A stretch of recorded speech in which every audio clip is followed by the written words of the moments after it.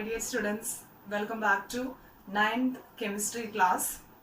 So it's almost 1 week, right? So last week was about states of matter. So I explained to you in detail about the properties of solid state. So I hope now you are able to identify the properties of solids. And in today's session, let's move to the second state of matter, that is liquid. Okay, the second state of matter is liquid. So in today's class, let's discuss in detail about the properties of liquid state. So the first property of liquid, liquids have a definite volume.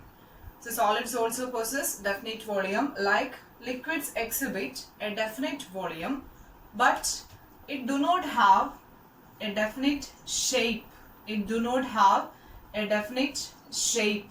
That means we can say no fixed shape for liquids. So the first property, liquids have definite volume, but second one, it do not have a fixed shape. So students, see this bottle. This is filled with water. Okay, a fixed amount of water is added to this bottle, and when I add this water to this bottle, this water will acquire the shape of this bottle. Okay, water acquires the shape of this bottle. So suppose if the same amount of water, if I poured the same amount of water, if I have poured to the another vessel, I have poured to another vessel. Suppose that vessel is having a round bottom. Okay, which is having a round bottom, then what happened? That water will acquire the shape of this particular container. Okay, that means we can say liquids do not have a fixed shape. It acquires the shape of container to which it is kept. Okay, so this same amount of water, can be transferred to number of other containers having different shape. Then what happened? This liquid will acquire those different shapes, but the volume does not get changed. Suppose if this is a 400 ml, means that 400 ml, that volume does not change, but the shape will change according to the shape of what? Shape of container to which the water is kept. Okay, so the properties, I hope the first two properties are clear. First one, liquids is having definite volume, and second one, the liquids do not have a fixed shape. Then to this point we can add one more, it acquires the shape of container to which it kept. So let's move to the third property. So in solids, the particles were closely packed. So if this is a solid in which number of particles were present, so each particles were closely packed in case of a solid. But in case of a liquid, the particles were not that much closely packed.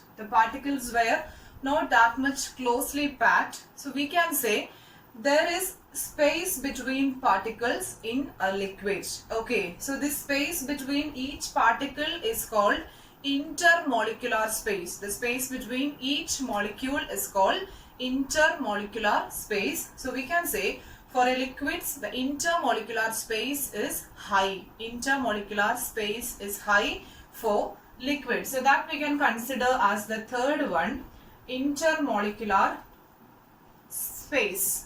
Intermolecular space is high compared to what? Compared to solids. Intermolecular space is high compared to solids. Again, connecting to this property, we can say, so here the particles were not that much closely arranged. So we can say the force of attraction between the particle is less compared to solid. The force of attraction, because particles were not so closely arranged. So what happened? Between these particles, the force of attraction will be less. So next point, the fourth one, we can say the force of attraction. The force of attraction between the particle, force of attraction between the particles is less. Okay, so these two properties we have explained in comparison to solids. In solids, particles were closely packed, so intermolecular space is less. But in liquids, it is high.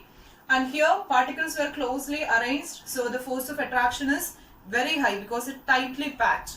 But coming to liquid, there are space between particles, so the force of attraction is less. Fifth property of liquids, that is about compressibility. Okay, so compressibility of solids we have already studied. Solids are not compressible. Solids can be break down, but it is not compressible. Okay, so see this bottle. Now this bottle, I have filled this bottle completely. So when I have tried to apply force to this bottle, I cannot compress this one. Okay, this is not compressible. So we can say, like solids, liquids also not highly compressible. Liquids also not highly compressible. Solids, we know solids cannot be compressible. So like that, liquids also cannot be compressible. Suppose if the bottle is filled up to this level, suppose if it is filled up to this level, when I am trying to crush this one, to what some extent it can be crushed. So that is not because of the compressibility of liquid, that's about the air present inside the bottle. But now this is completely filled, so if I am applying the pressure, I cannot crush this bottle. So we can say liquids are not compressible. The next important property of liquids, liquids can flow.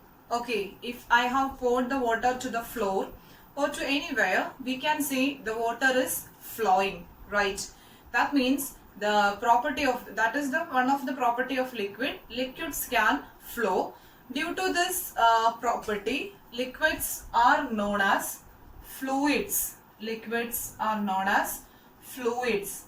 Why liquids called fluids means because of its ability to flow. So the substance which have the ability to flow, that's called fluids. So today we have discussed the properties of liquids. The first one, liquids have a definite volume, but it do not have a fixed shape. It acquires the shape of container to which it is kept. And third one, intermolecular space is high between the particles. And next one, the force of attraction between the particle is less because the particle is not that much close. And next, liquids are not compressible. Liquids are not compressible. And sixth one, liquids can flow. That's why they are also known as fluids. Okay, students, that's all about today. We have discussed the properties of liquids, so I think it's clear. It's very simple concept. And remember, liquid is the second state of matter. Okay, so thank you for watching, and see you in the next video. Stay safe and stay healthy.